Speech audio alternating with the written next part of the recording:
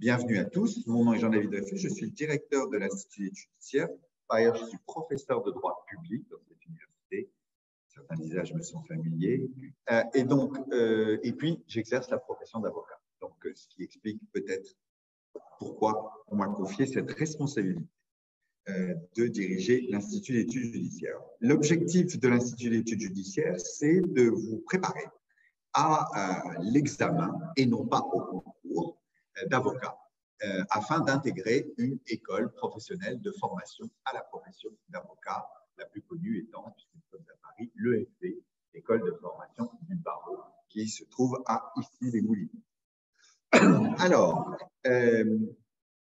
quelques informations en termes administratifs. Il y a un secrétaire qui s'appelle Monsieur Duron et que vous apprendrez à connaître tout au long de l'année, puisque c'est lui qui sera votre interlocuteur privilégié, puisque nous allons fonctionner uniquement en dématérialisé cette année, c'est-à-dire en numérique.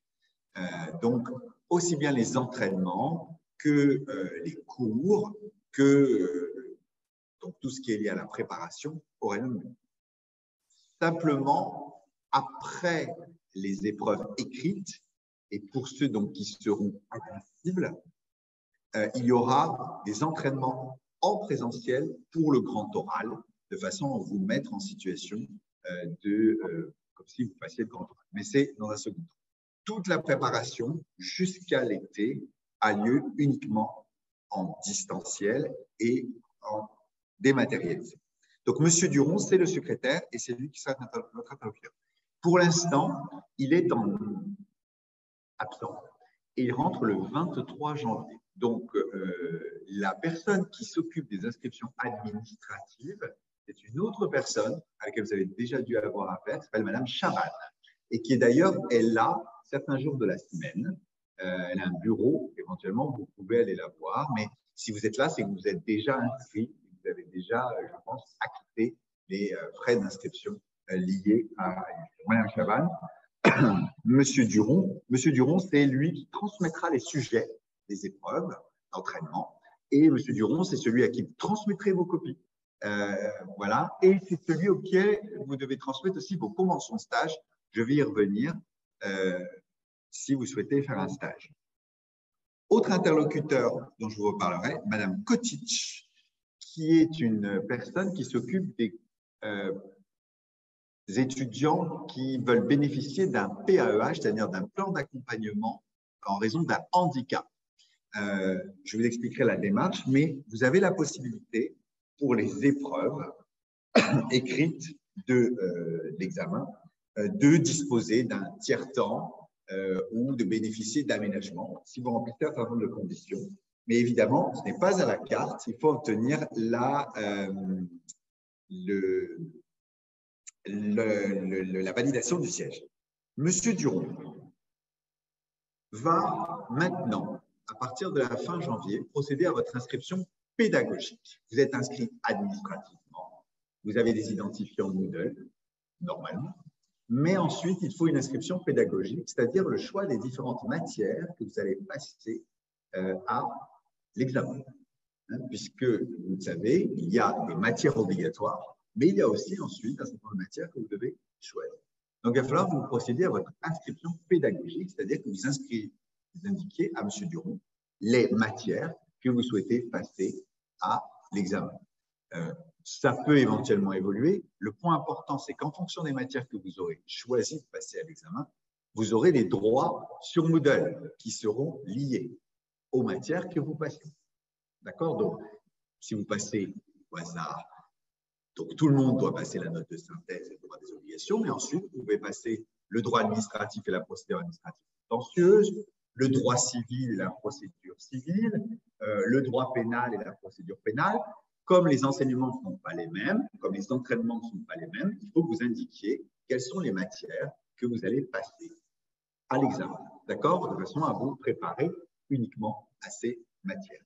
Bien. Donc, ceci sera, c'est la scolarité et c'est M. Duron qui, le secrétaire de l'EJ, procédera à cette inscription à partir du 23 janvier. Deuxième chose, s'agissant des stages, Ceux qui veulent faire des stages au cours de l'année devront impérativement remplir un formulaire sur Pstage. Vous avez un lien qui se trouve sur le site. Beaucoup d'étudiants souhaitent faire des stages au cours de l'année. Il faut suivre la procédure qui est décrite. C'est vous qui créez votre convention et une fois qu'elle est validée par la personne qui vous prend comme stagiaire, vous nous la soumettez, je la signe et le doyen de la faculté la signe aussi. Il faut respecter cette procédure. Nous n'avons pas la main sur Pstage, c'est vous qui avez la main sur Pstage. Donc, si vous envisagez de faire une convention, c'est comme ça qu'il faut procéder et compter un certain délai qui est indiqué sur le site, au moins 7 jours avant de recevoir votre convention, si elle est conforme. Que vous vérifiez que la rémunération qui vous est proposée est au minimum légal, que vous ne travaillez pas plus de 35 heures, que voilà, il y a un certain nombre de contraintes qui sont imposées et nous les vérifions. D'accord? Donc ça, Pstage, convention pour effectuer les stages. Ensuite, et dernier point sur les dimensions administratives, les personnes qui souhaiteraient donc bénéficier d'un plan d'aménagement en raison d'un handicap doivent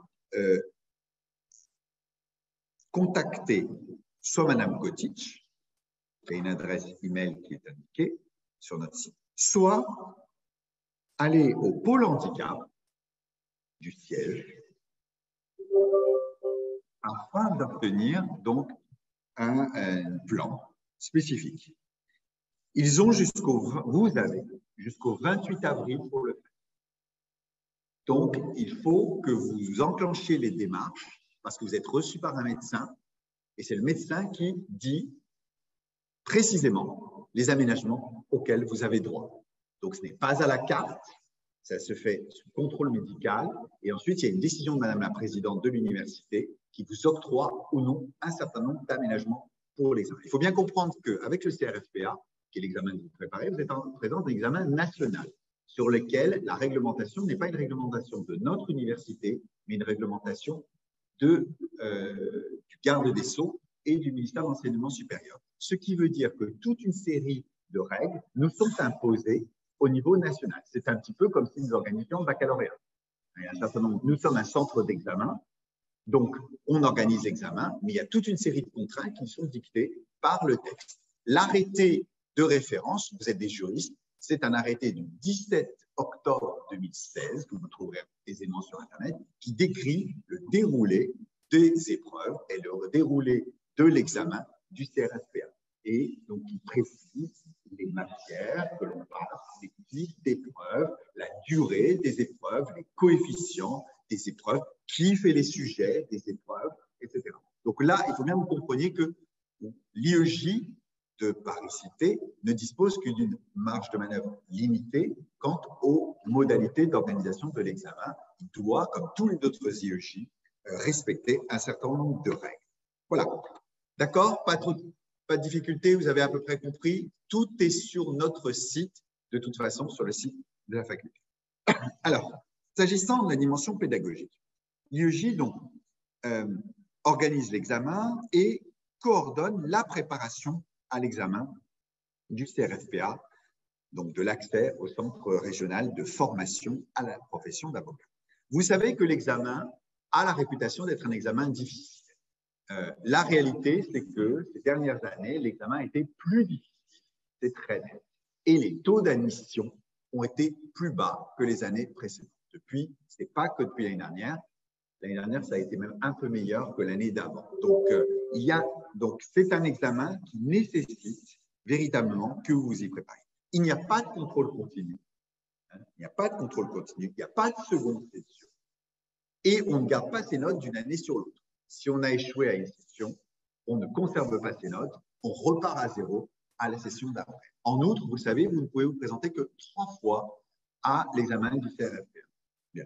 Alors, donc, c'est un examen qui n'est pas un examen universitaire classique. Hein, il n'y a pas de session de rattrapage ou de seconde chance. Ce n'est pas comme ça que ça se passe.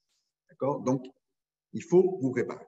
D'autre part, certaines épreuves ne sont pas dans les champs de compétences que vous connaissez. L'épreuve, par exemple, de notes de synthèse, dont je vais vous reparler, est une épreuve dont dont les juristes ne sont pas très familiers et qui leur pose souvent des vraies difficultés. Et pourtant, dans la vie pratique de l'avocat, pour pouvoir faire la synthèse de documents, c'est essentiel. Donc, c'est un exercice qui n'est pas inutile. Mais on n'a pas l'habitude à l'université de vous faire des notes de synthèse en droit, en tout cas. Donc, c'est un exercice avec lequel vous n'êtes pas familier. En outre, la dimension actuelle des épreuves du CRFPA, c'est une dimension plutôt pratique avec plutôt des consultations à rédiger. C'est-à-dire, on vous pose des questions, on vous donne des cas pratiques. Il n'y a pas de dissertation sur un sujet théorique. On vous pose des questions, vous êtes mis en situation et vous devez répondre à un certain nombre de questions qui vous sont posées, à un certain nombre d'apporter des réponses pratiques à la personne qui vient vous questionner comme si vous étiez son conseil. Donc, on voit que la position dans laquelle vous vous trouvez est une position qui est un petit peu différente de l'étudiant qui répond à un examen traditionnel comme vous avez l'habitude de le faire. On est plutôt dans l'attitude d'un étudiant qui doit se mettre à la place d'un conseil juridique et qui doit apporter des réponses concrètes. Et vous verrez, parce que certains d'entre vous seront avocats, les clients sont exigeants. Donc, ils n'attendent pas une réponse vague, regardez dans l'article, etc. Il faut être beaucoup plus précis. Donc, on a quand même affaire à un examen qui n'a pas la coloration habituelle des épreuves que vous avez à passer à l'université. C'est pour ça qu'il faut impérativement vous préparer et vous préparer de façon précise. En outre, et je vous le dis pour le voir tous les ans, vous êtes toujours extrêmement anxieux le jour des examens. C'est comme si vous n'aviez jamais passé un examen de votre vie. Vous arrivez le jour de l'examen, c'est vrai que vous êtes assez nombreux, et il y a une sorte d'anxiété énorme qui fait que souvent, vous perdez un petit peu vos moyens parce que vous n'anticipez pas cette épreuve. Oui, c'est vrai, vous serez dans une immense salle avec des centaines d'autres candidats et que ça vous donnera l'impression d'être un parmi des centaines. Et bon, voilà, la façon dont ça se déroule est peut-être un peu inhabituelle pour vous.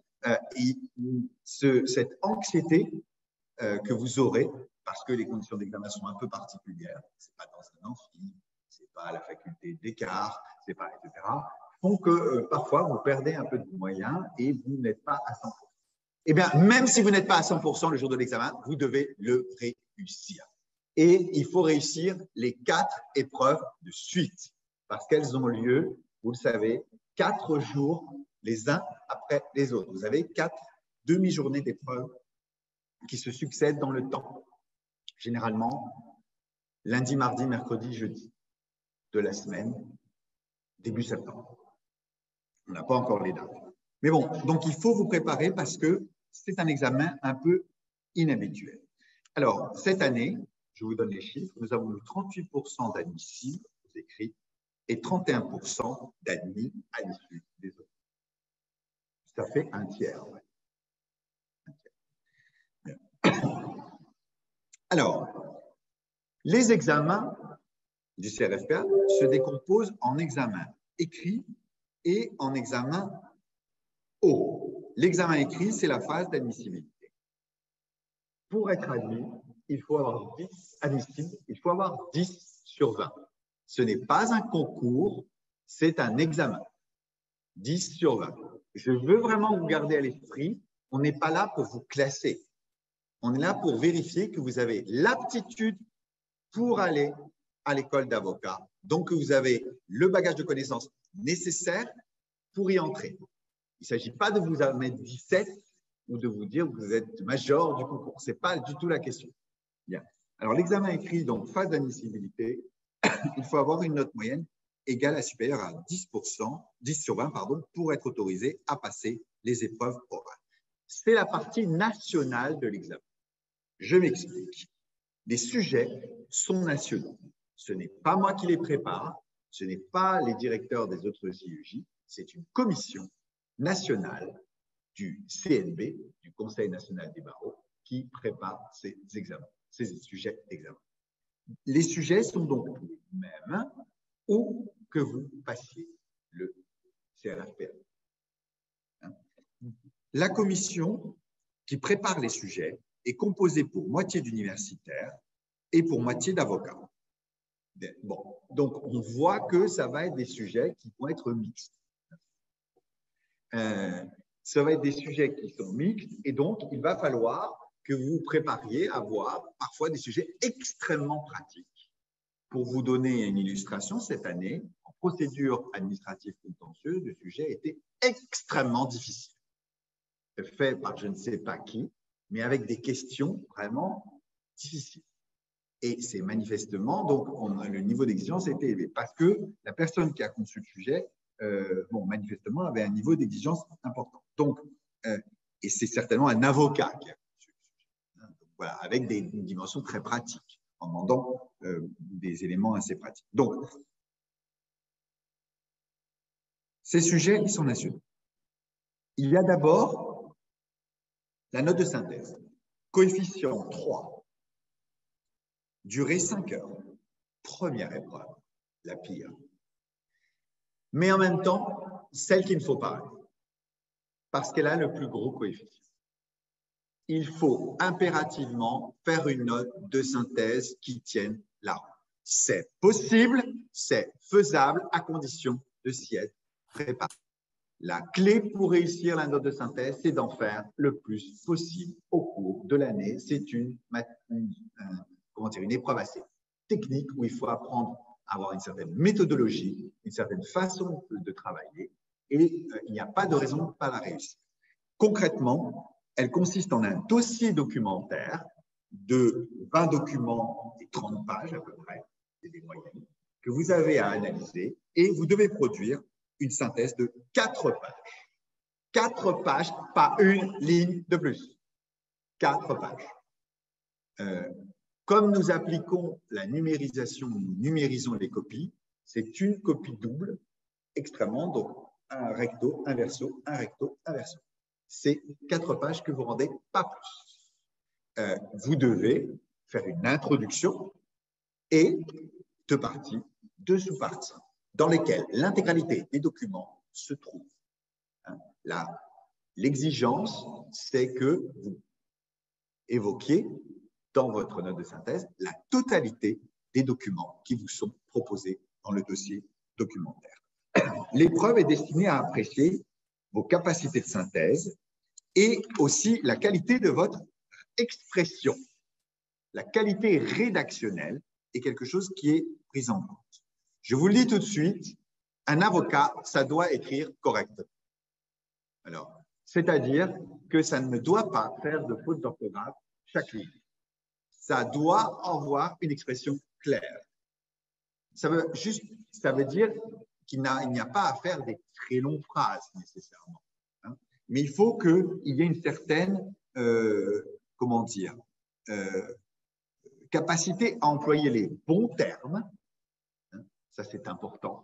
À ne pas se tromper dans le vocabulaire et à éviter les problèmes de syntaxe qui empêchent la lecture rapide de la note de synthèse. La note de synthèse est une synthèse objective des documents qui vous sont proposés. Ce n'est pas un commentaire juridique des documents, vous m'entendez bien. Ce n'est pas une dissertation, je répète, c'est une synthèse objective des éléments du dossier documentaire et seules les informations contenues dans le dossier documentaire peuvent être utilisées. Il ne s'agit pas de nous citer de la jurisprudence que vous connaissez sur ce sujet. Ça n'intéresse personne et certainement pas votre correcteur. Votre correcteur, il sait exactement ce qu'il attend de vous, c'est-à-dire que tous les documents se trouvent dans la copie, mais pas plus. Très concrètement, le correcteur a une grille de correction nationale qui lui est transmise par la commission. Autrement dit, tout le monde est corrigé selon la même grille de correction où que l'on se trouve en France. D'accord? Et il est très précisément indiqué ce qui est attendu du candidat pour chaque épreuve. Donc, pour chaque épreuve, il y a non seulement un sujet qui est fait au niveau national, mais aussi une grille de correction, une grille d'évaluation. Et donc, les points, les barèmes sont prédéfinis et il y a une affectation précise de tous les points. Donc, sur la note de synthèse, on va attendre que vous abordez tel thème, tel thème, tel thème. Des plans vont être proposés au correcteur. Et, cette année, la note de synthèse portait sur la vulnérabilité. Oui, un sujet qui permet à la fois de traiter de questions juridiques et non juridiques. Mais j'insiste bien, ce n'est pas une dissertation, c'est une synthèse objective. C'est un exercice particulier auquel vous n'êtes pas confronté dans vos études de droit. Il faut acquérir la méthodologie, et cette méthodologie, vous l'acquérez en faisant des entraînements. D'accord? Alors, je sais que beaucoup d'entre vous, peut-être pas vous, mais beaucoup auront recours à, comment dire, des prépas d'été. C'est assez classique, n'ayant pas le temps pendant l'année, en raison de leurs diverses occupations, de suivre suffisamment les enseignements de l'IUJ, de faire les préparations qui sont proposées, ils vont choisir de consacrer leur été à la préparation des épreuves. Moi, je n'ai rien à dire, c'est votre choix, et les prépas d'été vont vous faire aussi des notes de synthèse, hein, etc. Mais moi, je vous dis, à l'IEJ, on va déjà vous faire 4 notes de synthèse au cours de l'année. Si déjà vous réussissez ces 4 notes de synthèse, je pense que vous serez en mesure d'affronter l'exercice. Des questions? Tout le monde a compris en quoi consiste la note de synthèse? Ça n'est pas une dissertation. Hein? C'est très clair. C'est une synthèse des documents. 4 pages, 4 pages. Ça, c'est dur. Oui. Alors, parlez bien fort parce qu'il faut que vous… Oui, dites-moi. Oui. La question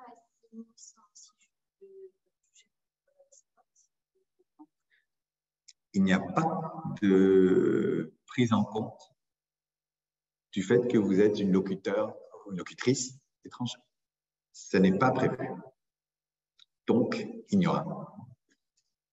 Alors, il n'y aura pas de cadeau particulier. Votre correcteur ne le saura pas. Tout est anonyme. Les corrections sont entièrement anonymes et il n'y a pas d'indication de ce type. Voilà. Il y a double correction pour toutes les épreuves, totalement anonyme, puisque nous avons un système de numérisation. Donc, chaque correcteur reçoit la copie numérisée sans connaître la note que met l'autre. Donc, vous avez vraiment une double correction de vos copies. D'accord? Et la moyenne des deux fait votre note qui vous est affectée pour l'épreuve. Donc, mais malheureusement, il n'y a pas de cette prise en compte particulière. Vous devez être au même niveau que vos camarades français. Mais d'ailleurs, vous parlez sûrement très bien français. Hein? Oui. Deux questions, dites-moi.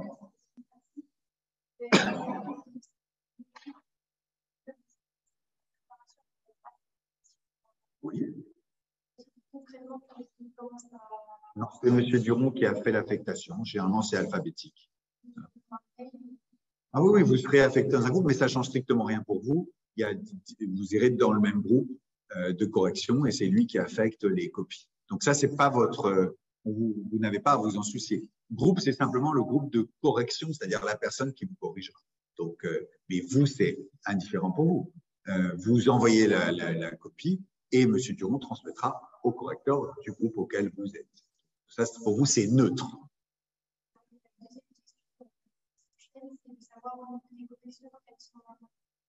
Elles se font en présentiel ou c'est simplement la copie qu'on reçoit de manière… Non, il n'y a pas de correction. Je le redis. Nous avons fait ça l'année dernière. Personne n'est venu. Donc, nous avions organisé les samedis matins des ONU. J'ai fait venir les avocats. Il n'y avait personne dans l'amphithéâtre. Donc, ça, ce n'est pas du tout possible. Si vous voulez, on ne peut pas faire. Donc, il n'y a plus de présentiel. Manifestement, les gens ne correspondent plus. Donc, concrètement, comment ça se passe? Il y aura une correction. Votre copie sera corrigée et vous aurez votre copie. Et il y aura aussi un corrigé qui sera mis en ligne pour chaque note de synthèse, de façon à ce que vous sachiez ce qui était attendu. Voilà, c'est-à-dire que vous aurez un corrigé pour qu'est-ce qu'on attendait de vous dans cette note de synthèse, comment est-ce que vous vouliez qu'on voulait qu'on traite le sujet. Voilà, comment ça se passe. Mais il n'y a pas de présentiel. Cette année, il n'y a plus de présentiel. Tout se fait en dématérialisé et de façon numérique. Tout comme les corrections se font de cette façon-là, même à l'examen. Voilà.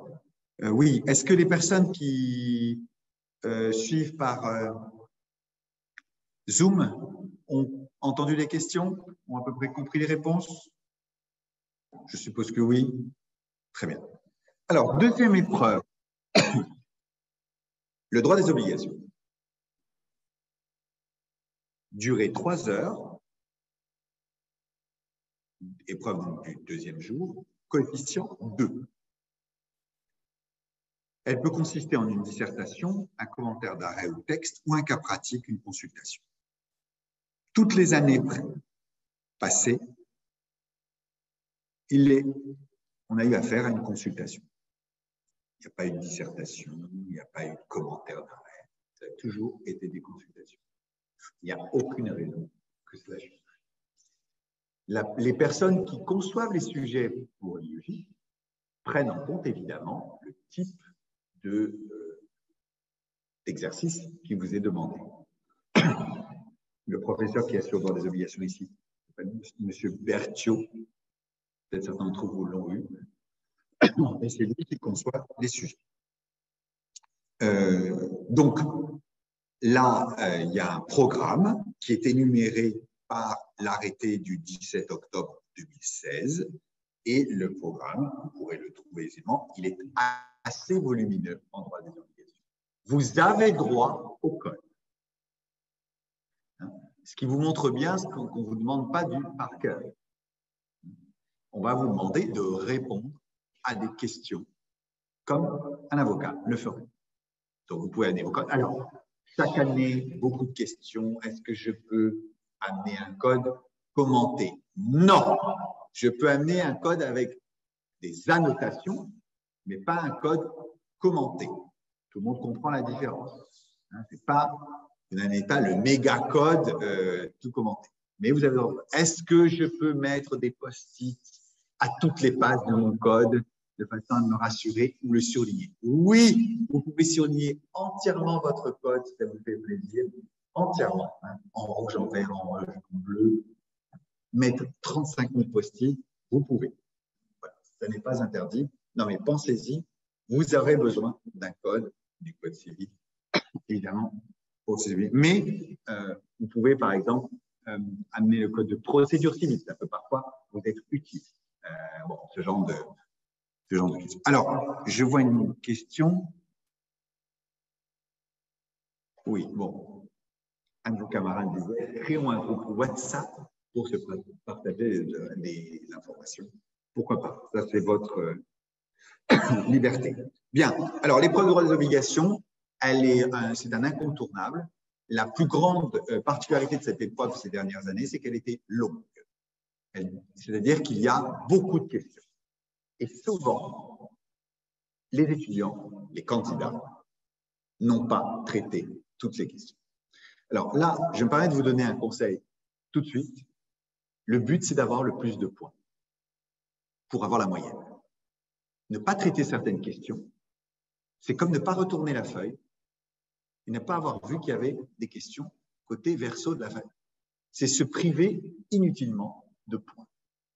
Mon conseil, c'est de faire le plus possible de réponses et de répondre au plus grand nombre de questions possible, de façon à essayer de grappiller le plus grand nombre de points. D'accord? Et de ne pas rester bloqué, par exemple, sur une question à laquelle vous n'arrivez pas à répondre et sur laquelle vous allez perdre énormément de temps. La gestion du temps est la clé dans la plupart des épreuves. 3 heures, vous verrez, c'est court en droit des obligations. Très court. Donc, vraiment, le meilleur conseil que j'ai à vous donner, c'est ne vous bloquez pas sur des questions et essayez de traiter la totalité du sujet qui vous est proposé. D'accord? Et ça, vraiment, pour le droit des obligations, on l'a vu cette année, beaucoup d'étudiants n'ont pas traité la fin du sujet. Et donc, ont perdu mécaniquement des points, puisqu'ils n'ont pas traité les questions. Chaque question a des points qui lui sont affectés. D'accord? Bien. Deux dernières épreuves qui ne sont cette fois-ci pas des épreuves communes, mais qu'on appelle des épreuves de spécialité et de procédure. En fonction de votre formation, en fonction du sens que vous voulez donner à votre carrière, vous pouvez choisir cette combinaison de spécialité et de procédure. Alors, concrètement, vous avez le droit civil, le droit commercial, le droit social, le droit pénal, le droit administratif, le droit international et européen et le droit fiscal. Ça, ce sont les matières qui sont les matières dites de spécialité. Vous devez en choisir une. Et se combine avec cette épreuve de spécialité une épreuve de procédure. Soit l'épreuve de procédure civile, bon, qui se combine généralement avec civil, commercial, social, mais qui peut se combiner éventuellement même avec du fiscal. Pourquoi pas, hein, si vous voulez. Donc, procédure civile ou procédure pénale, qui se combine généralement avec le droit pénal. Et, troisième possibilité, procédure administrative contentieuse, qui se combine soit avec le droit administratif, soit avec le droit international et européen. Parce que le droit international européen, c'est à la fois du droit international privé et du droit de l'Union européenne. Donc, c'est assez transversal. Ou le droit fiscal, qui est, vous savez, beaucoup du droit administratif, du droit public, avec beaucoup de choses. Donc, souvent, les fiscalistes prennent procédure administrative contentieuse aussi.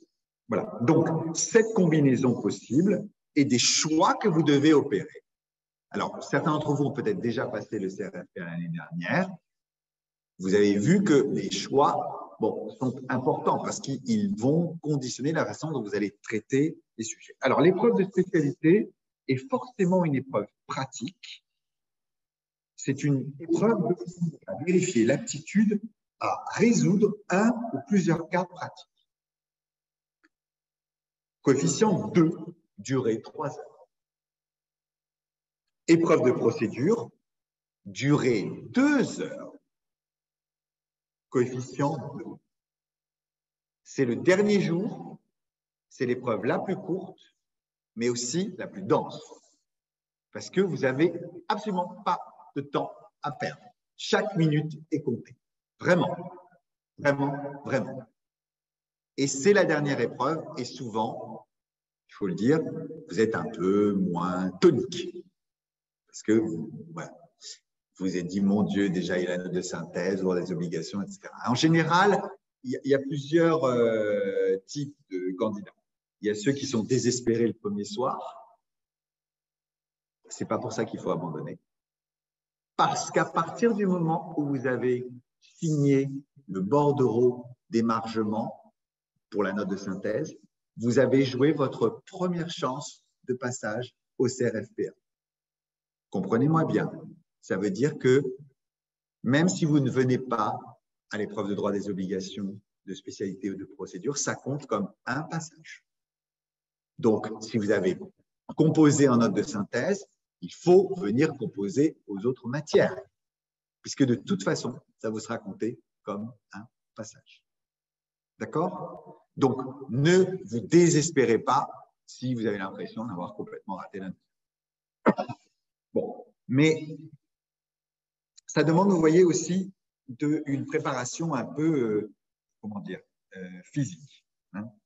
Bon. Des questions? Lorsque ces 4 épreuves auront été passées, vous serez donc corrigé, en double corrigé, et le jury se réunira et il y aura l'admissibilité. Voilà. Donc, le jury, c'est un jury qui est composé d'avocats, de magistrats, d'universitaires. D'accord? C'est un jury assez large qui a donc une vision assez globale des choses. Il faut savoir aussi qu'il y a une sorte d'harmonisation entre les différents juristes, c'est-à-dire qu'on essaie de savoir s'il y a eu des problèmes. Alors, il peut arriver qu'il y ait des difficultés sur un sujet et que les grilles de correction évoluent en fonction des questions que remontent les correcteurs, qui par exemple trouvent que certaines questions, de réponses à des questions ne sont pas claires.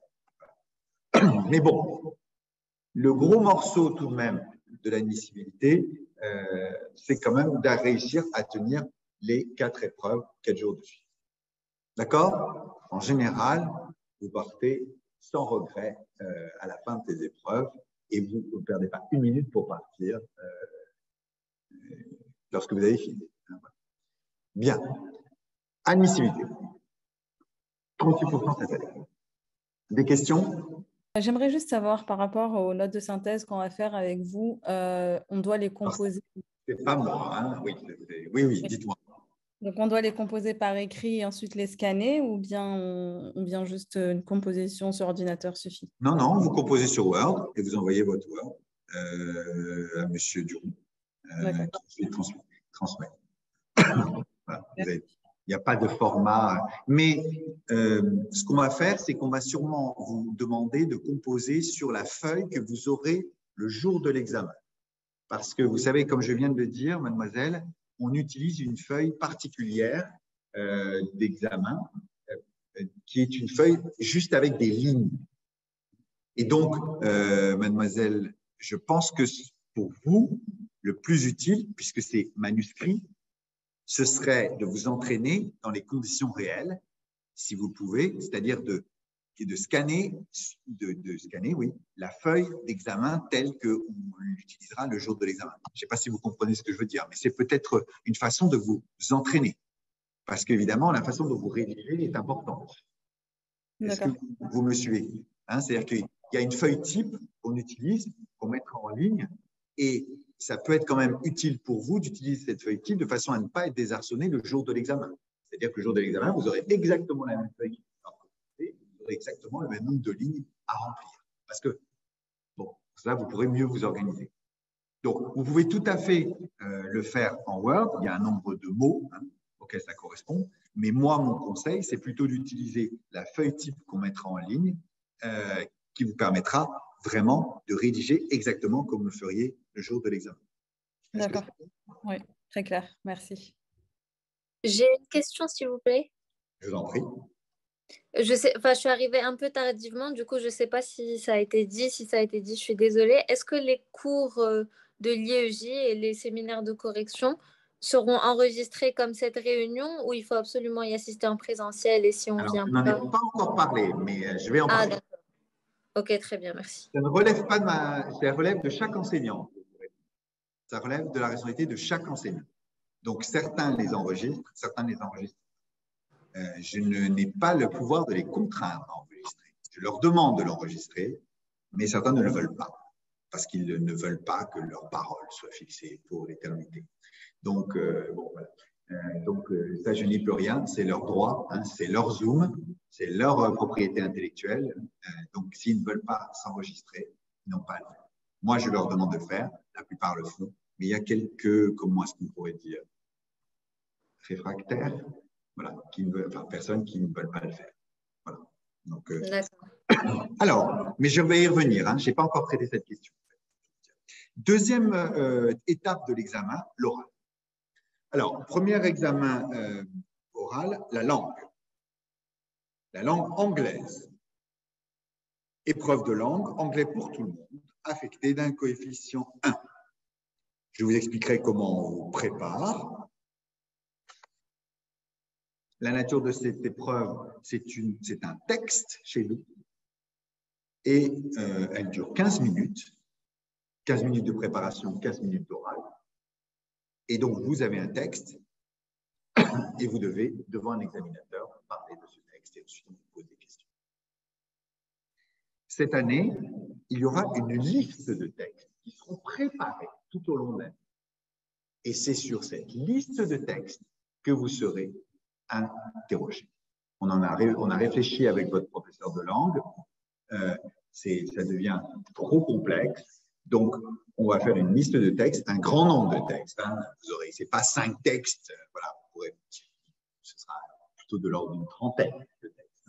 Voilà, et vous tomberez sur un de ces 30 textes. Et évidemment, c'est pas parce que le candidat d'avant vous aura eu le même texte que vous n'aurez pas, parce qu'évidemment, ce sera tiré au sort, au fur et à mesure. Parce qu'il y a, voilà.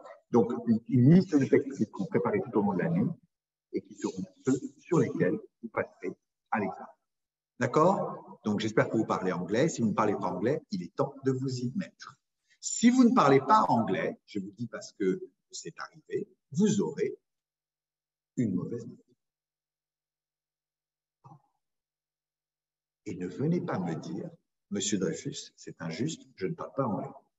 Je n'y peux rien. L'examen, c'est l'anglais. Avant, il y avait allemand, il y avait espagnol. Bon, c'est fini. Donc, il faut vous parler anglais.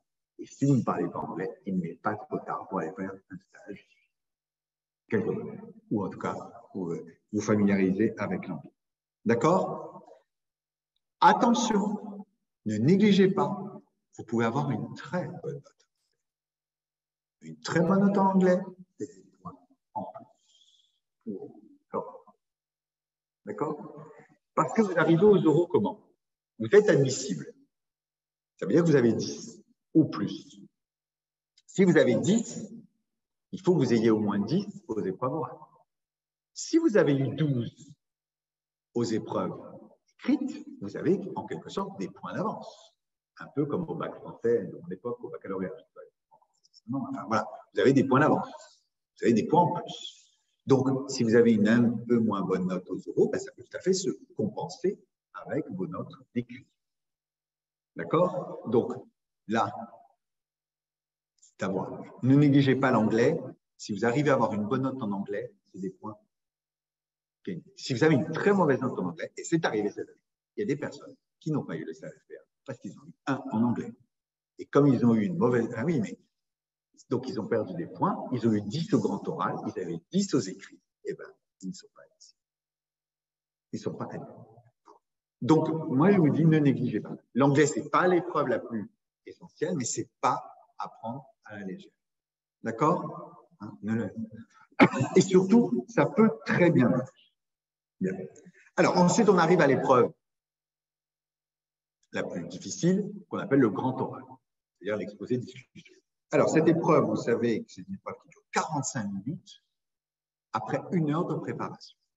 45 minutes devant le jury. Après préparation d'1 heure, vous présentez un exposé de 15 minutes. Cet exposé est suivi d'un entretien de 30 minutes avec le jury, qui est composé de 3 personnes, un universitaire, un magistrat administratif ou judiciaire et un avocat. Le sujet porte sur la protection des libertés et des droits fondamentaux. Donc, vous aurez nécessairement un document, puisque c'est chez nous un commentaire, d'un document qui porte sur les droits et libertés fondamentaux. Donc, c'est à la fois les origines, le régime, les principales libertés. Le champ est large. Hein, le champ est large.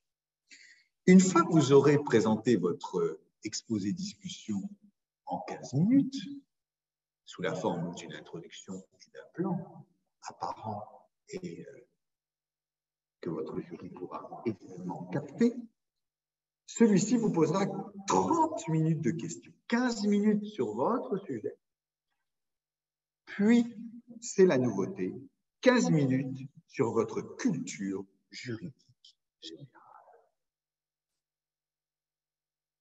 La différence entre un droit réel et un droit personnel. Quelle est la différence entre le contentieux de l'excès de pouvoir et le contentieux de la pleine juridiction? Une directive est-elle d'application directe? Je ne sais pas. Voilà. Quand la peine de mort a-t-elle été abolie en France? Citez le nom de 8 ministres de la Justice, 7 présidents. Combien de présidents de la République ont été assassinés en France? Oui, il y en a eu 2. Donc voilà, des choses de culture juridique. J'exagère un peu. Enfin, de la culture juridique générale et de l'actualité. Voilà. Et souvent, l'avocat n'hésitera pas à vous poser des questions d'actualité liées aux affaires en cours. Voilà. Voilà. Donc, la culture juridique générale est vraiment, ça suppose que vous soyez, comment dire, bien préparé à cet exercice. D'accord? Alors, le texte précise que doit être apprécié dans le cadre de cette épreuve, les connaissances du candidat, la culture juridique, son aptitude à l'argumentation et à l'expression orale. Donc, on attend de vous non seulement que vous parliez bien du sujet au fond, mais aussi que dans la façon dont vous le présentez, ce soit accessible, compréhensible par le jury. Le jury ne connaîtra pas à l'avance le sujet. Il le découvrira quasiment en même temps qu'eux. Le seul qui connaîtra les sujets à l'avance, c'est moi, parce que c'est moi qui les fais. Mais là, c'est le directeur de l'IEJ, puisque les sujets de l'exposé discussion, du grand oral, c'est au niveau local qu'ils sont conçus. C'est-à-dire que c'est chaque IEJ qui arrête les sujets, et plus précisément, c'est le directeur de l'IEJ qui les prépare. D'accord? Mais vos membres du jury ne les connaissent pas. Plus exactement, ils les connaissent à peine. Je leur présente quelques minutes avant que vous ne passiez. Donc, vous avez vraiment besoin de faire œuvre de pédagogie pour leur faire comprendre le sujet. Le but, c'est un examen, c'est d'être clair. Et le magistrat se dira, est-ce que j'ai envie d'avoir cette personne qui me présente ce dossier comme ça? Et l'avocat dira, est-ce que j'ai envie d'avoir comme confrère cette personne à mes côtés? Voilà, et l'université dira, est-ce que les mots qu'emploie sont les bons? Voilà. Oui, vous avez levé la main? Dites-moi. Est-ce que le jury a connaissance des matières qu'on a choisies pour Pas du tout. Si vous tombez sur un procureur de la République, vous allez avoir des questions. Alors, c'est les libertés fondamentales. Mais ensuite, c'est la culture juridique. Il risque de vous poser des questions autour de la procédure. Je sais pas, comment, quel peut être le statut, qu'est-ce que c'est le statut du témoin assisté, j'en sais rien, ça peut l'intéresser. Voilà. Non, mais le jury ne connaît pas. Il peut vous demander quelle est votre spécialité, mais il ne connaît rien de vous. Rien. Il sait juste que vous êtes un candidat parmi nous. Il ne sait pas d'ailleurs si vous êtes de Paris-Cité ou d'une autre université, puisque vous savez qu'il y a d'autres universités qui viennent ici passer le challenge. Il ne sait rien. Et il n'a pas à le savoir. Vous êtes un candidat comme les autres. Et il ne connaît pas vos notes. Il ne sait pas si vous avez 10, 12, 14. Ce n'est pas la question. D'accord? Donc, il doit vérifier si vous répondez aux questions. Monsieur, on peut poser une Oui, question? bien sûr. Je me demande juste par rapport à l'épreuve d'anglais avec la liste de textes qui va nous être… Oui. Quand est-ce qu'elle est envoyée, cette liste? Est-ce que c'est à partir de l'admissibilité? Est-ce que c'est… Non. C'est les textes que vous allez faire au cours de l'année. Tout au long de l'année, vous allez faire des textes entre, je vais le dire, de janvier à mai. Donc, vous aurez les textes. Donc, vous les aurez. C'est les textes que vous aurez travaillés en cours d'anglais. Très bien, merci. Voilà. Mais il y aura un grand nombre. On est bien d'accord. Autre question? Bonsoir, monsieur. J'aurais voulu savoir, pour confirmation, le grand oral portera bien sur un texte juridique ou ça peut être une citation? Non. Alors, merci. Dans notre université, c'est toujours un commentaire. Soit un commentaire d'arrêt, cour de cassation, conseil d'État, cour européenne des droits de l'homme, vous en doutez, conseil constitutionnel, ou un texte de loi. Ça peut très bien être un extrait de loi, mais pas une citation. Non, moi, je ne vous donnerai pas une citation. Il peut arriver que je vous donne un texte de loi, ou c'est arrivé, ou c'est un texte normatif, mais voilà. Et inutile de vous dire que ce seront des sujets relativement récents. Je ne vais pas vous donner un arrêt de 1953. Ce n'est pas à peu près l'idée. Ce ne sera pas forcément des arrêts du mois précédent, mais c'est des arrêts récents. D'où l'intérêt de suivre l'actualité juridique. Bien. Est-ce que j'ai répondu à votre question, madame? Oui, parfaitement. Merci beaucoup. Très bien. Donc, il faut travailler dans cette perspective la méthode du commentaire, le programme. Bien. Lorsque vous préparez le grand oral, vous avez droit à des documents. Vous serez à la bibliothèque, ici. Vous préparez pendant 1 heure et les documents sont à votre disposition. Un certain nombre de codes, de pages, de droits fondamentaux, etc. Honnêtement, vous aurez assez peu le temps de les parcourir par 1 heure. C'est extrêmement court pour bâtir son plan. Et là, l'anxiété qui est importante le premier jour, en général, beaucoup plus importante le jour du grand oral. Ça, vraiment, en général, vous avez vraiment, je peux comprendre, hein, anxieux, mais encore une fois, c'est un examen. Vous ne passez pas un concours. Je sais que vous le vivez comme ça, ce n'est pas un concours. D'accord? Donc, la forme va beaucoup compter. Bien. Alors, la préparation, d'accord, sur les épreuves, à l'issue donc du grand oral et de l'épreuve d'enquête, le jury délibère et admet un certain nombre de candidats. Voilà. Excusez-moi, monsieur. Je vous en prie. Bonsoir, j'ai 2 questions. C'est d'abord, est-ce qu'on aura une séance de méthode pour la synthèse? Pardon? J'ai 2 questions. Est-ce qu'on aura une séance de méthodologie pour la note de synthèse avant les examens? Et par rapport à la note de synthèse, est-ce que les plans matériels sont interdits? Alors, il n'y a rien qui est interdit. Vous pouvez faire comme vous voulez, ce n'est pas la question. Ensuite, je vous dis, les plans, il y a des plans qui sont proposés par des plans de correction, hein, qui sont proposés par la Commission nationale. Donc, les correcteurs, généralement, suivent les plans. Mais ce n'est pas forcément des plans très originaux. Hein. Cette année, les plans étaient assez classiques. Ensuite, est-ce qu'il y aura une séance de méthodologie à la de synthèse? Il y aura vos correcteurs vous feront de la méthodologie, bien sûr. C'est même l'objet. Donc, normalement, on va faire en sorte d'organiser ça. Alors, je ne sais pas ce que vous appelez la méthodologie, c'est-à-dire pour vous dire comment, je mettrai en ligne un document qui donne un certain nombre d'indications sur la rédaction de la note de synthèse et comment ça doit se faire. Donc, je mettrai ce document en ligne de façon à vous permettre de voir comment faire cette note de synthèse. C'est ça que vous voulez dire. Et ensuite, vous aurez, en faisant chaque note de synthèse, vous aurez cette méthodologie qui sera présente. Voilà. Mais vous aurez un document écrit qui est la méthodologie de la note de synthèse et que je vous mettrai en ligne. D'accord, merci. Maintenant, la préparation. Donc, la première étape de la préparation, c'est la correction des épreuves de nuit.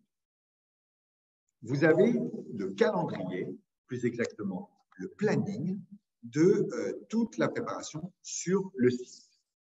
Vous le trouverez, vous allez sur faculté Université Paris-Cité, faculté de droit Université Paris-Cité, vous cherchez IEJ, vous allez sur le site et vous avez un onglet qui s'appelle Préparation à l'examen du CRFPA et planning, et vous avez la totalité du planning. D'ores et déjà, il vous est indiqué sur le site. D'accord? Donc, vous avez en ligne d'ores et déjà un certain nombre de cours sur l'expression écrite et orale qui sont en ligne et un certain nombre de conseils. C'est une avocate qui l'a fait, Madame Lecomte, et qui vous donne un certain nombre d'informations, de conseils sur votre expression écrite et orale. Parce que ça compte beaucoup dans les différentes épreuves et en particulier pour la note de synthèse. Donc, monsieur qui vous posait cette question, déjà, il y a ces séances qui sont des cours d'expression écrite, qui sont des séances qui sont déjà en ligne. Ensuite, donc, la première étape de la préparation, c'est la correction des épreuves. À partir du 25 janvier, en ligne, en Zoom, vous aurez des corrections qui sont organisées. Alors, le but, c'est que vous assistiez à la correction des épreuves que vous allez passer. Donc, si vous envisagez de passer droit des affaires, vous assistiez à la correction droit des affaires. Tout le monde comprend. Que si vous passez droit social, il y en a, c'est en général, il y en a de moins en moins. Enfin, il y a quelques personnes qui doivent droit social, que si à droit social. Le but, c'est pas que vous assistiez à toutes les corrections, ça n'a aucun intérêt. Choisissez la correction qui correspond aux matières que vous allez passer. Monsieur en blanc, qu'est-ce que vous allez passer, par exemple? Voilà, vous allez faire, je ne sais pas encore. D'accord. Donc voilà. Non, mais bon, essayez quand même de regarder les matières. Alors, vous avez, si vous ne savez pas encore, Vous avez quand même une idée, vous n'allez pas passer droit administratif, par exemple. Voilà, ouais. Je le sentais. Voilà, c'est dommage, monsieur. D'accord. Je plaisante. Voilà. Donc, vous avez des corrections, les dates sont indiquées et vous aurez donc les corrections des sujets de l'année classe. D'accord? Les sujets seront mis en ligne, peut-être les avez-vous déjà, et ensuite ils seront corrigés par chacun des intervenants. Monsieur Berthiaud pour le droit des obligations, Monsieur Leget pour le droit des affaires, Madame Collet pour le droit social, Monsieur Catlan pour le droit pénal, Madame Samsimno pour le droit international européen, Monsieur Viciano pour le droit civil, Monsieur Arras pour le droit fiscal, Monsieur Gandolfi, magistrat administratif pour le droit administratif, Madame Nicole pour la procédure civile, Monsieur Poujal pour la procédure administrative et Monsieur Catlan pour la procédure pénale. Ce sont des enseignants en général de chez nous, ou des magistrats qui travaillent avec nous et qui font déjà des cours ici et qui ont l'habitude. On vous met en présence de gens qui ont corrigé cette année, c'est-à-dire qui ont fait la correction des épreuves. Donc, ils vous parlent d'une correction qu'ils ont eux-mêmes fait au cours de l'année. Donc, deuxième étape de la préparation, la mise à jour des connaissances et le travail sur les notions fondamentales. À compter du mois de février et jusqu'à fin mars, début avril, vous aurez des cours, attention, pas d'erreur, des cours portant sur une actualisation des connaissances dans chacune des matières que vous allez passer. Vous n'allez pas avoir un cours de 30 heures dans chacune des matières. Ce n'est pas l'objet de la préparation. L'objet des cours, c'est de se centrer sur les notions fondamentales et surtout sur l'actualité, les points importants, les nouveautés de la matière. C'est ce sur quoi il faut se focaliser. D'accord? Donc, le but de ces cours, mis à part une sorte de grande introduction générale sur des grandes notions, ces cours ont pour but de vous apporter des éléments récents sur chacune des matières. On va vous rappeler les fondamentaux de chacune des matières et ensuite, on va vous donner un certain nombre d'éléments d'actualité dans chacune des matières et des points qui sont incontournables en 2023. Il y a des réformes en particulier qui vont intervenir parce que ceux qui font les sujets connaissent l'actualité. Ils vont prendre en compte l'actualité.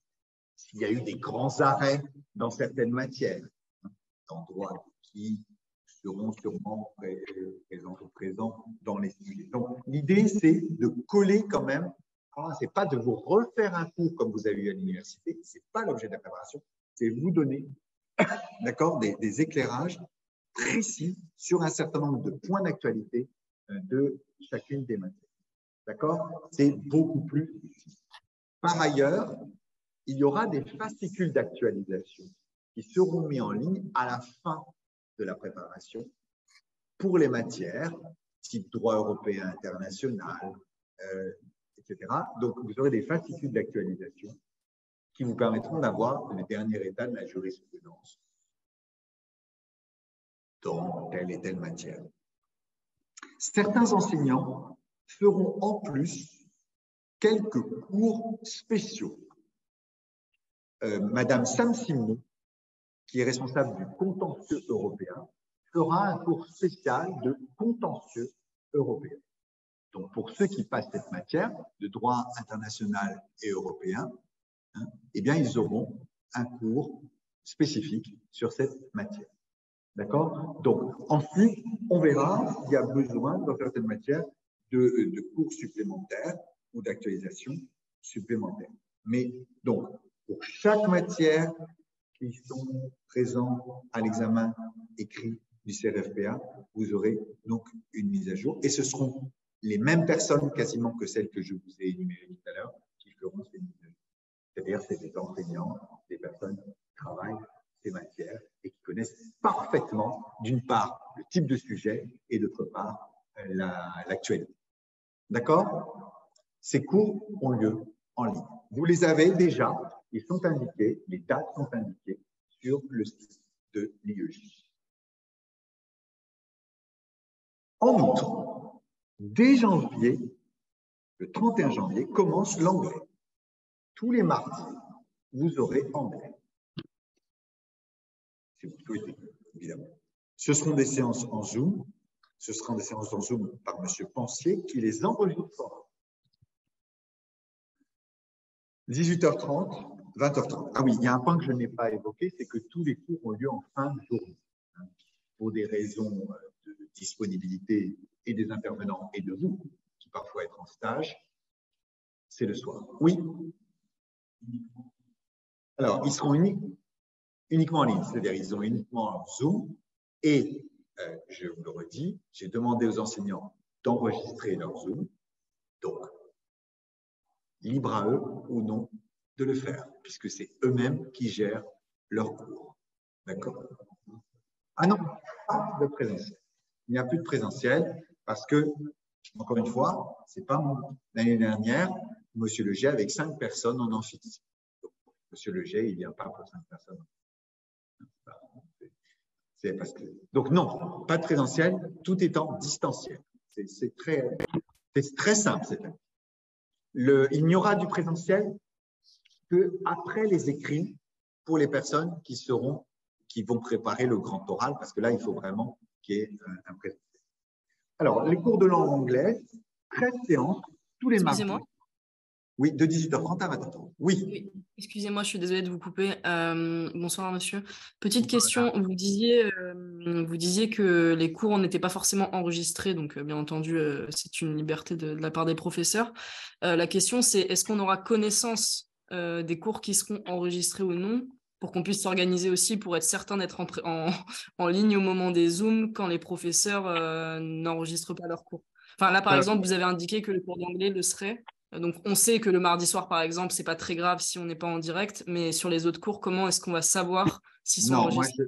Je vous conseille d'essayer d'y venir parce que moi, je peux pas vous dire à l'avance. Les professeurs me disent, je sais qu'il y en a certains. Je peux vous dire, Monsieur Poujade, il n'enregistre pas. C'est très clair. Il n'a jamais enregistré, il n'enregistrera pas. Donc, en procédure administrative, les autres, Monsieur Berthiaud, il enregistre ses cours. Vous voyez, donc, moi, je leur ai demandé, je pourrais éventuellement leur demander s'ils vont enregistrer ou pas enregistrer. Moi, je serai vous par précaution. C'est Lisa qui parle, je ne sais pas si c'est vous. Oui, tout à fait. Moi, je vous conseille d'assister au cours, de vous libérer. Parce que je ne peux pas vous dire, ce serait dommage, si vous voulez, de ne pas assister au cours. Oui, non, mais c'est comme vous le disiez à juste titre, hein, certains d'entre nous sont en activité professionnelle, donc ça peut arriver qu'avec les transports. C'était juste pour être certaine de ne pas louper justement le cours qui n'est pas enregistré. Voilà. Je comprends, je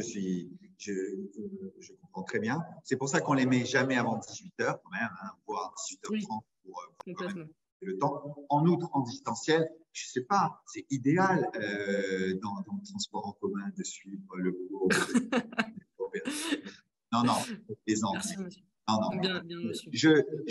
Ça m'est difficile, si vous voulez, parce que je ne peux pas imposer au professeur de se laisser enregistrer. C'est la responsabilité. Oui, j'entends. Honnêtement, je comprends très bien que ce soit leur liberté. Hein. C'était simplement s'ils peuvent, en tout cas, l'annoncer assez rapidement, ça permettra peut-être à certaines personnes de s'organiser au mieux aussi pour être bien présents. C'était juste. Mais mon conseil, c'est à ce stade. Essayez de vous organiser quand même.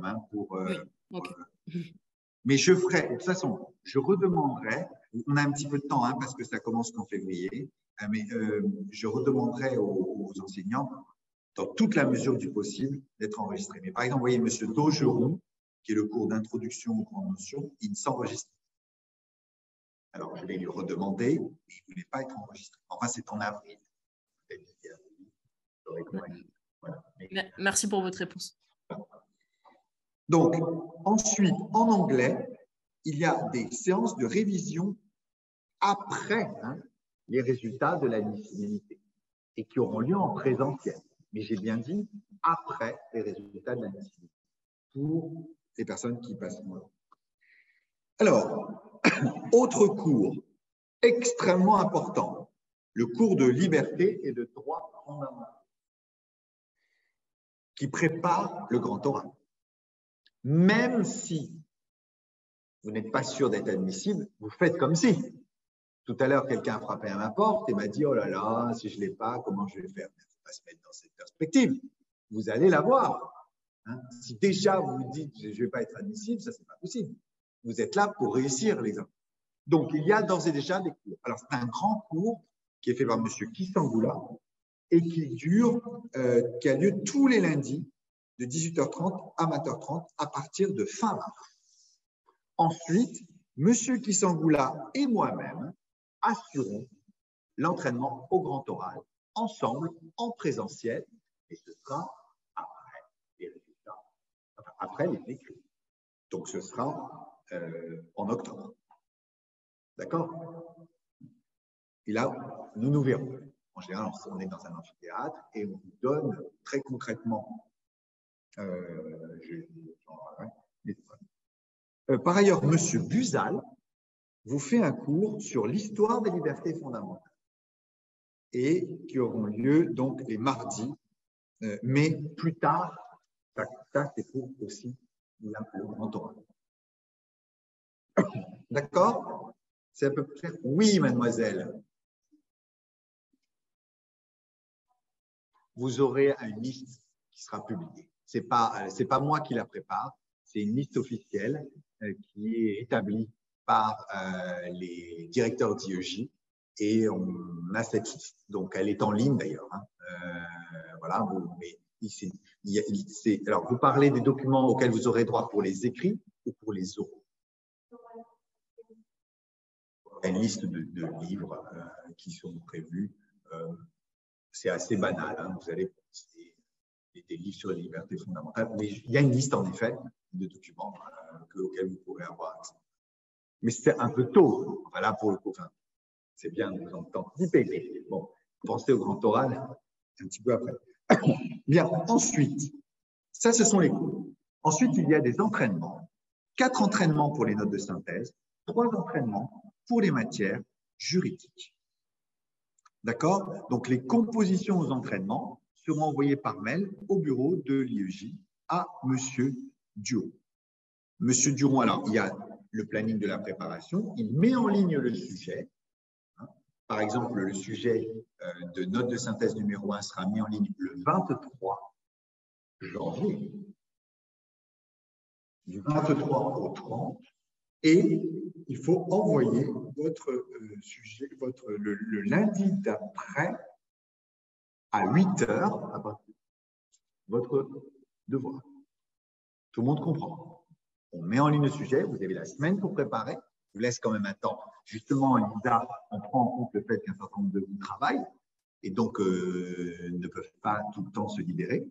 Et donc, il faut que vous organisiez. C'est pour ça qu'on a mis en ligne toutes les dates de façon à ce que vous puissiez vous organiser.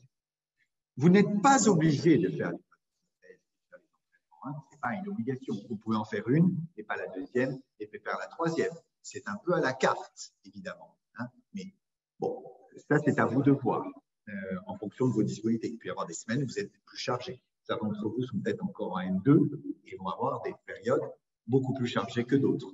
Et on va pouvoir, à certains moments, faire les notes de synthèse ou certains entraînements. Donc, 4 notes de synthèse, une en janvier-février, une en mars, une en avril et une en juin. En outre, entraînement de droit des obligations. 3 entraînements de droit des obligations.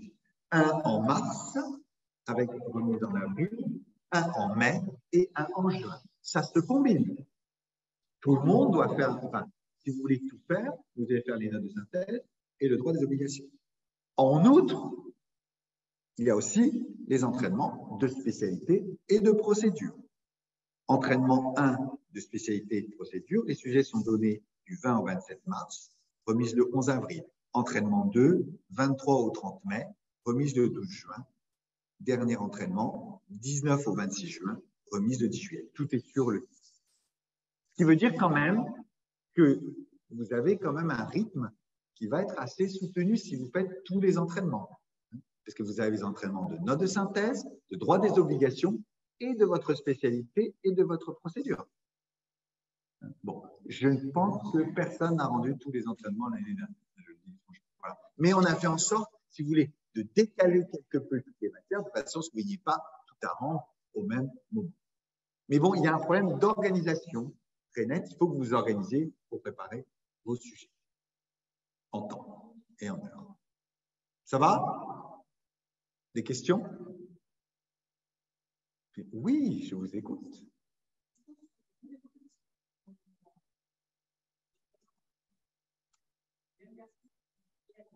Ah non, ça, on ne le sait pas. Ah oui. Alors,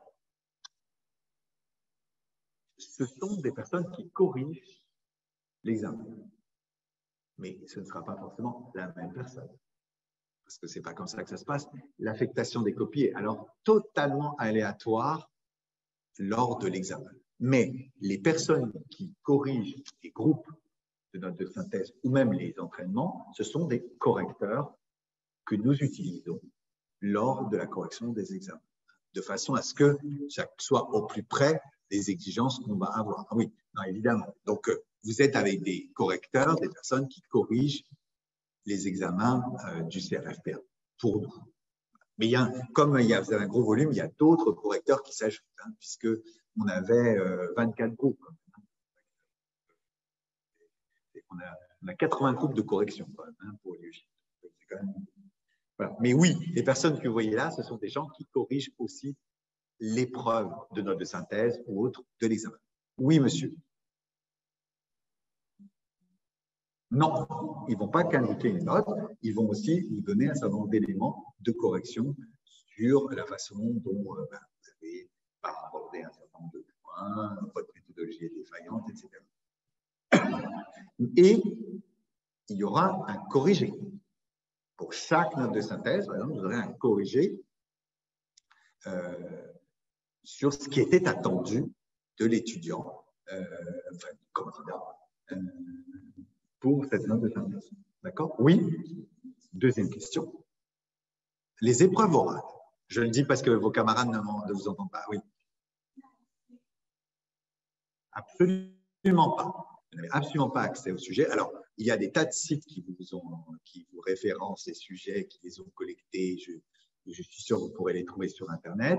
Mais, je vous mets en laisse, lors de la séance de oral blanc que nous sommes avec monsieur qui sont là, je donne les sujets que j'ai donnés en 2022. Donc, en fait, vous allez travailler sur les sujets, les annales, en quelque sorte, que vous avez. Donc, on vous met en ligne le sujet à l'avance, de façon à ce que vous puissiez le préparer et passer le jour. Donc, vous les connaîtrez. De toute façon, c'est pas très mystérieux, hein. C'est pas, il y a eu ces Cour européenne des droits de l'homme, il y a eu Cour de cassation, il y a eu Conseil d'État, il y a eu QPC, il n'y a rien eu de très original. Oui. Non. Alors, normalement, pour les boursiers, la règle, c'est que vous devez faire tous les entraînements. Et M. Duron contrôle. C'est vrai. Maintenant, bon, s'il y avait une fois où, par extraordinaire, vous ne puissiez pas le faire et que vous avez vraiment un justificatif, vous l'expliquer. Voilà. Mais oui, vous avez raison. Pour les boursiers, a priori, l'engagement, c'est de faire tous les entraînements. Ce qui fait que, voilà, il faut vous atteler à la tâche. Bon, alors, donc, le planning de la préparation est étalé, vous avez vu, sur une assez longue période. L'été, il ne se passe rien et on se revoit généralement début septembre pour les épreuves écrites et ensuite pour la préparation au oral. Alors, vous connaissez mon mail, vous pouvez toujours m'écrire. Je ne réponds pas à la minute, hein, j'essaie de répondre, mais utilisez plutôt ce mode de communication.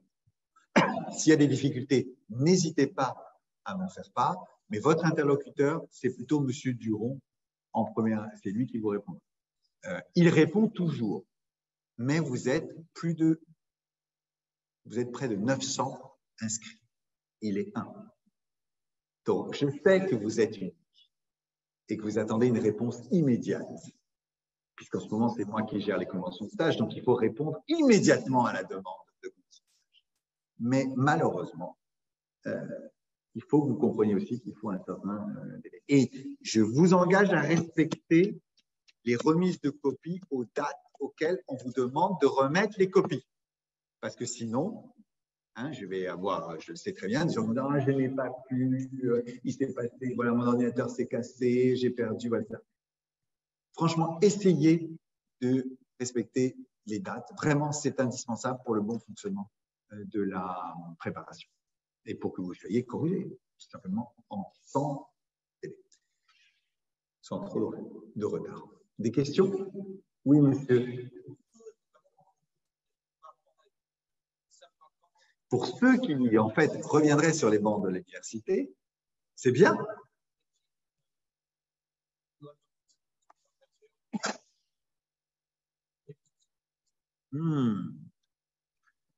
Non, il faut que vous regardiez le programme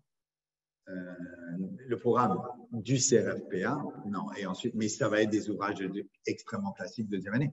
Mais à ce moment-là, peut-être demander au professeur qui fait l'enseignement qui vous conseille un ouvrage. Je ne sais pas quelle matière vous envisagez, mais voilà. Mais par exemple, le droit des obligations, ça recouvre quand même plusieurs thématiques, parce que voilà, ou le droit civil, c'est une matière qui est complexe. Par exemple. Je ne sais pas si c'est la matière que vous avez passée, mais bon, voilà. Donc, ne vous inquiétez pas, c'est bien de revenir sur les bancs de l'université. Adressez-vous au professeur. Vous pouvez tout à fait le contacter, même par mail, hein, puisque c'est des professeurs de notre université, et lui demander s'il peut vous conseiller un ouvrage pour vous. Ça ne me paraît pas du tout problématique. Vraiment. Ils sont, voire même, et peut-être sur un professeur vous diront de venir à un cours, voilà, je ne sais pas. Par exemple, si vous passez pénal, vous avez peut-être le cours de M. Catlan, par exemple. Je ne sais pas, et puisque M. Catlan fait le cours de deuxième année. Des questions? Oui. Pure opportunité.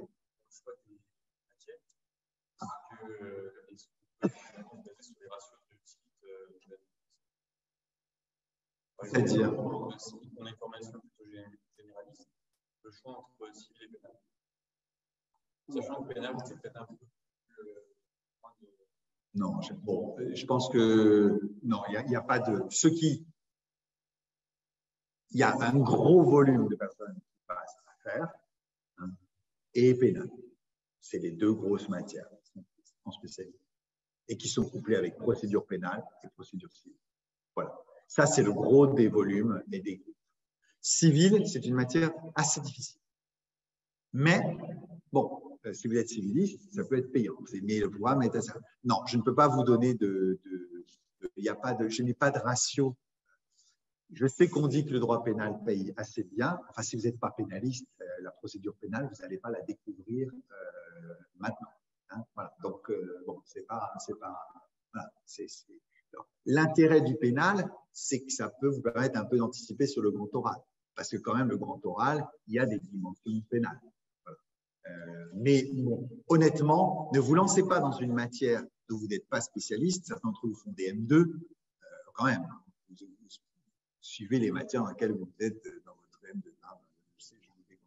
Fiscal peut être un bon investissement, mais êtes-vous fiscaliste? Voilà. Non. Oui. Absolument. Vous les envoyez sur son mail à M. Dion. C'est indiqué précisément sur le site. Il est indiqué, les compositions d'entraînement doivent être scannées par mail au bureau de l'IEJ, frédéric.duron@u-paris.fr, sur un seul document du lundi, jour du dépôt du sujet. Voilà. Donc, voilà, essayez de vous y. Et M. Duron vous indique un mail de bonne réception qui est adressé à son auteur. Ce qui vous permet de savoir que, quand même, vous travaillez pour elle.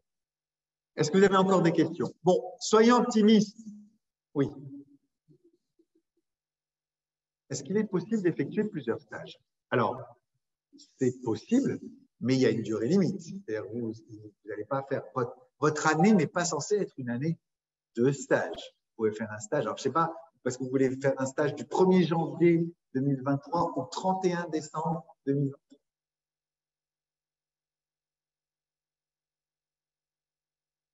Oui. Dans mon souvenir, ce n'était pas plus de 6 mois, mais cumulé. Mais bon, c'est à vérifier. Je ne suis pas sûr alors ça Ça, il faudra qu'on vérifie auprès du service des stages. Oui? C'est ça?